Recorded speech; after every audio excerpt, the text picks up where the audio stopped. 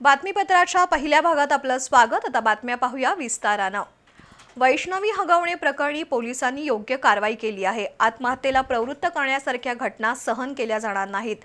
दोषींवर कायद्यानुसार कडक कारवाई केली जाईल अशी माहिती मुख्यमंत्री देवेंद्र फडणवीस यांनी दिली। आज कोल्हापुरात पत्रकारांशी ते बोलत होते।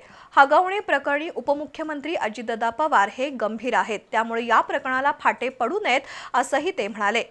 तर अवकाळी पावसाने जिथं नुकसान झालंय त्या ठिकाणी पंचनामे करून नुकसान भरपाई देण्याच्या सूचना दिल्याचंही फडणवीस यांनी स्पष्ट केलंय। मुख्यमंत्री देवेंद्र फडणवीस आज कोल्हापूर दौऱ्यावर आले होते। या दरम्यान विमानतळावर त्यांनी पत्रकारांशी संवाद साधला।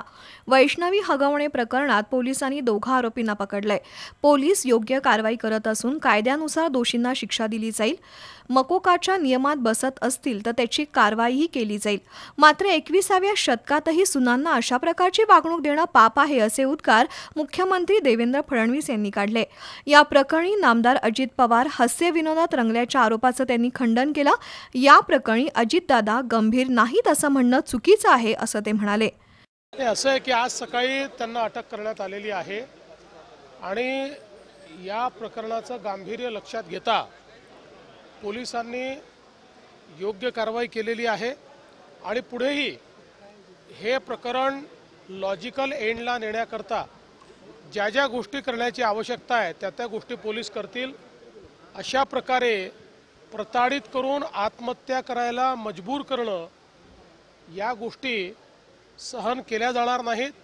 त्यामुळे त्याच्यावर जे काही कडक कारवाई करता येईल कायद्याने ती सगळी कारवाई केली जाईल।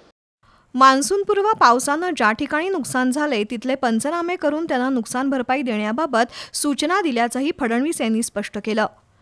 जिथे अवकाळी पावसाचं नुकसान होतं तिथे आपल्या स्टँडिंग ऑर्डर्स असतात, त्या स्टँडिंग ऑर्डर प्रमाणे त्याचे पंचनामे होतात आणि नुकसान भरपाई आपण देतो। बांधकाम कामगारांच्या योजनेमध्ये दलालांचा सुळसुळाट झालाय असं म्हणणं चुकीचं आहे, पण असं काही आढळलं तर कारवाई करू असा इशाराही नामदार फडणवीस यांनी दिलाय।